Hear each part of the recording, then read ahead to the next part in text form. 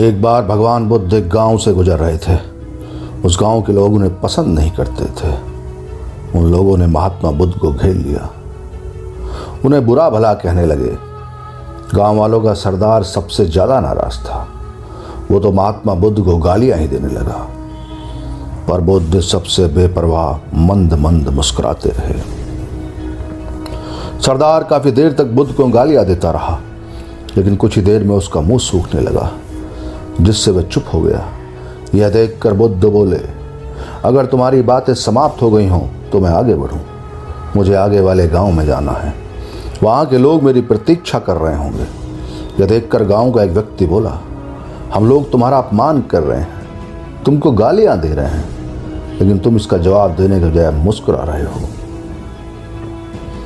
तुम इसकी प्रतिक्रिया क्यों नहीं देते? भगवान बुद्ध कहते हैं, बस तुमने आने में तनिक देर कर दी। यदि तुम 10 वर्ष पहले आए होते तो आनंद आ जाता, क्योंकि 10 वर्ष पहले मैं भी तुम्हारी तरह था।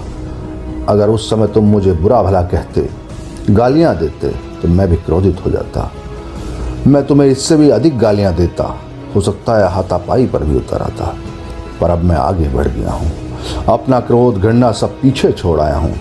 अब मैं उस जगह पर पहुँच गया हूँ जहाँ तुम्हारी गालियाँ पहुँचने में असमर्थ हैं। तुमने मुझे गालियाँ दी, ये तुम्हारी भावना है, लेकिन तुम्हारी ये भावना मुझ तक पहुँच ही नहीं रही। मैं इससे आवेश तभी होऊंगा जब मैं इसमें भागीदार हो जाऊंगा, जब मैं इन्हें स्वीकार कर लूँगा।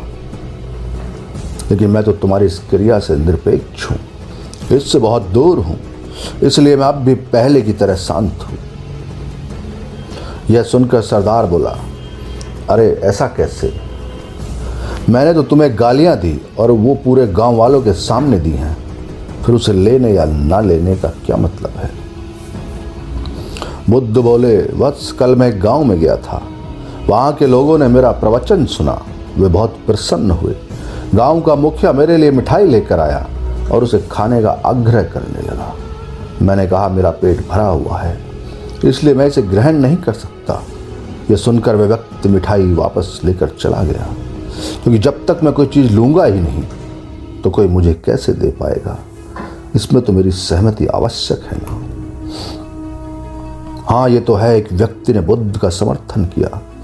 बुद्ध ने पुनः पूछा, जब मैंने मिठाई लेने से मना कर दिया तो उन लोगों ने उसका क्या किया होगा?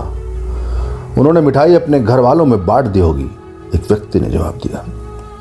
भगवान बुद्ध ने कहा, ठीक कहा तुमने। उस मिठाई की तरह तुम मेरे लिए गालियां लेकर आए हो और चाहते हो कि मैं इन्हें ग्रहण कर लूं, पर मैं इन्हें लेता ही नहीं।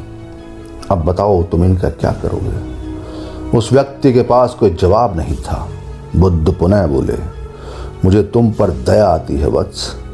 अरे क्रोध तो मुझे तब आएगा जब मैं ये गालियां ले लूंगा, और जब मैं गालियां लेता ही नहीं तो क्रोध का तो सवाल ही नहीं उठता। बुद्ध की बातों पर सरदार ने कोई प्रतिक्रिया नहीं दी, शायद वह कुछ सोच रहा था। भगवान बुद्ध बोले, मैं अपनी आंखों से देख रहा हूं कि गाली एक कांटा है, जिसे देने वाला व्यक्ति और लेने वाला व्यक्ति दोनों क्रोध से पागल हो जाते हैं। तो फिर तुम ही बताओ कि मैं आंखें रहते हुए भी कैसे कांटों पर चलूं? आंखें रहते हुए मैं कैसे गालियां ले लूं, और होश में रहते हुए मैं कैसे क्रोधित हो जाऊं? इसलिए मुझे क्षमा करो वत्स, मैं तुम्हारा उपकार ग्रहण करने में असमर्थ हूं। कहते हुए बुद्ध ने अपने हाथ जोड़ लिए।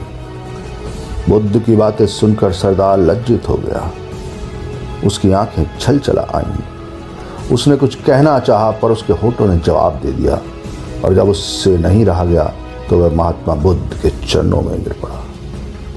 दोस्तों, हम में से ज़्यादातर लोग यही समझते हैं कि हमारे दुखों का कारण कोई दूसरा व्यक्ति है, और जब हम ऐसा मानते हैं तो हम अपने स्वनियंत्रण की कमी और अक्षमता को अनदेखा कर देते हैं।